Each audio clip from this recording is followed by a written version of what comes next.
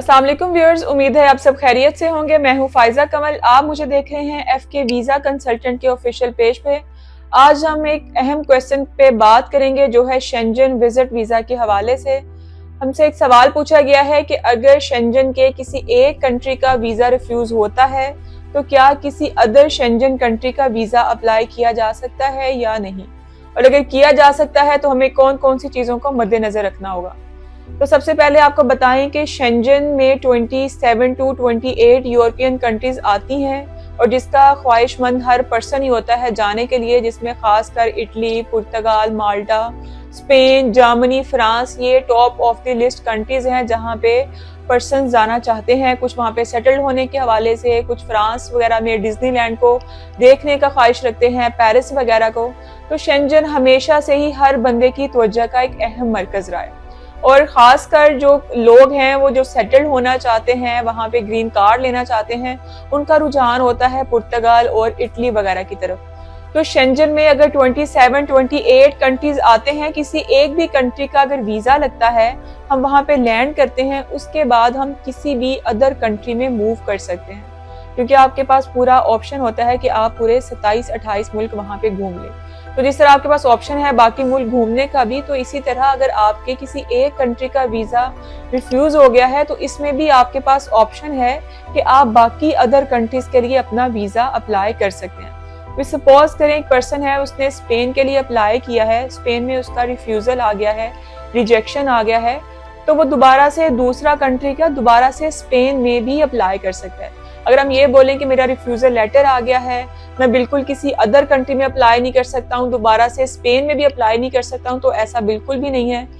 आपको जो refusal letter पे उनके एलिगेशंस मेंशन हैं, जो उन्होंने आपको रिफ्यूज़ल्स दिए हुए हैं, उनको क्लियर करें, उनको रिमूव करें। जो जो उन्होंने आपको बताया हुआ है कि मज़ीद हमें चीज़ें रिक्वायर्ड हैं, उनको कंप्लीट करें, अपनी एप्लीकेशन को दोबारा सबमिट करवाएं। हाँ, ये होता है कि अगर जैसा कि शेंजन है, शेंजन में अगर आपने इटली में अप्लाई करवाया, आप एक दफ़ा बायोमेट्रिक हुए हैं, आप एक दफ़ा इंटरव्यू के लिए अपेयर हुए हैं, जर्मनी, फ्रांस, इनकी अपॉइंटमेंट्स थोड़ा सा लेट मिलती हैं। लेकिन अगर पहले आपके दूसरे कंट्रीज में बायोमेट्रिक हुए हैं, चाहे आपका रिफ्यूज़ल भी आया हो, तो बाकी कंट्रीज की आपके लिए अपॉइंटमेंट मिलना ईजी हो जाता है कि जल्दी आपको अपॉइंटमेंट मिल जाती है।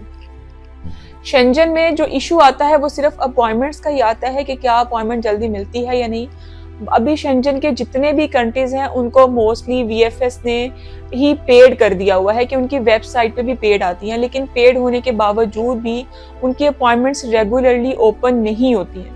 तो इसलिए थर्ड पार्टी जो बैठी हुई हैं मार्केट में, जो आपको अपॉइंटमेंट्स देती हैं, वो आपसे कुछ एक्स्ट्रा थोड़ी सी मिनिमम सी अमाउंट चार्ज करके आपको अर्जेंट अर्लीस्ट अपॉइंटमेंट्स की डेट्स आपको बुक करके दे देते हैं, जिस पे आप फिर अपनी फाइल सबमिट करवा लेते हैं। इसलिए अगर आपका रिफ्यूज़ल आया तो बिल्कुल परेशान होने की ज़रूरत नहीं है।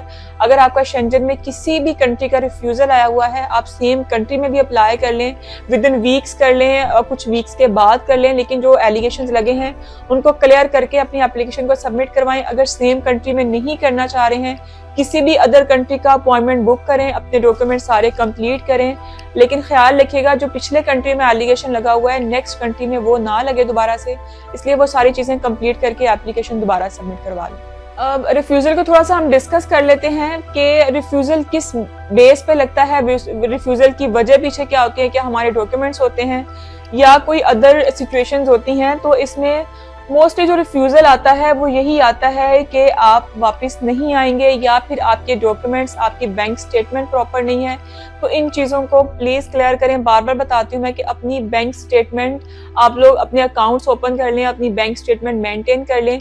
किसी अदर पर्सन की आप बैंक स्टेटमेंट भी साथ अटैच कर सकते हैं, लेकिन जो आपके अपने डॉक्यूमेंट्स हैं, जो आपके अपनी डॉक्यूमेंट्स की बैंक स्टेटमेंट की बाकी चीज़ों की वर्थ है, वो किसी अदर पर्सन के आपके साथ बेशक एज अ स्पॉन्सर ही अटैच हो जाएं, वो आपके लिए उतना वर्थ इट नहीं होता है। अपना अकाउंट ओपन करवाएं, अपनी बैंक स्टेटमेंट चलाएं, 4 मंथ चलाएं, 6 मंथ चलाएं, उसको प्रॉपर ट्रांजैक्शन के साथ, इन आउट के साथ रनिंग में लेके आएं, और उसके बाद अपनी एप्लीकेशन को अप्लाई करें। लेकिन हमेशा ये ख्याल रखिएगा कि आपने एम्बेसडर को एक ऐसा प्लान देना है जिससे वो सेटिस्फाई हो सके कि ये पर्सन ज़रूर वापस आएगा, क्योंकि पाकिस्तानी विजिटर्स जाते हैं वापस नहीं आते हैं, जिसकी वजह से हमारी वीज़ा रेशो बहुत ही कम है। समझ लें कि हम कुछ परसेंटेज में ही रह गए कि हमें वीज़ा अप्रूवल्स मिले।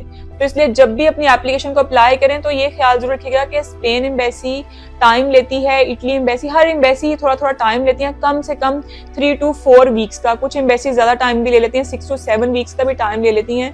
तो जब भी आपने प्लान देना है, जिस भी कंट्री का अप्लाई करें उसका टाइम ड्यूरेशन चेक करें, उसके अकॉर्डिंग एक प्लान दें, इनका भी, आउट का भी और वहाँ पे अराइवल का भी। उसके मुताबिक फिर अपनी पूरी एप्लीकेशन अप्लाई करें। छोटी छोटी चीज़ों को सामने रखेंगे तो ही आप जो है रिफ्यूज़ल से बच सकते हैं। और अगर आपका रिफ्यूज़ल आ जाता है तो बिल्कुल परेशान मत हो, दोबारा 2 वीक्स के बाद, 3 वीक्स के बाद अप्लाई कर लें, लेकिन कोशिश करें कि ये गलतियां दोबारा से आपसे ना हो जो पिछली एप्लीकेशन में आपने की थी। शेंजन वीज़ा के जो भी ख्वाहिशमंद हजरात हैं उनसे मैं यही बोलना चाहूँगी कि अपने डॉक्यूमेंट्स को सबसे पहले कंप्लीट करें। अपॉइंटमेंट के हवाले से, शेंजन के डॉक्यूमेंटेशन के हवाले से, इसके कवर लेटर के हवाले से या अदर बुकिंग्स वगैरह के हवाले से आपको किसी भी तरह की कोई भी इंफॉर्मेशन चाहिए हो, हमसे कोई कंसल्टेशन चाहिए हो, हमारी सर्विसेज चाहिए हो, तो हमसे आप जब चाहें कांटेक्ट कर सकते हैं। हमारे नुमाइंदे 24 घंटे आपकी रहनुमाई के लिए मौजूद हैं। दिए गए नंबर पर हमसे रब्ता करें।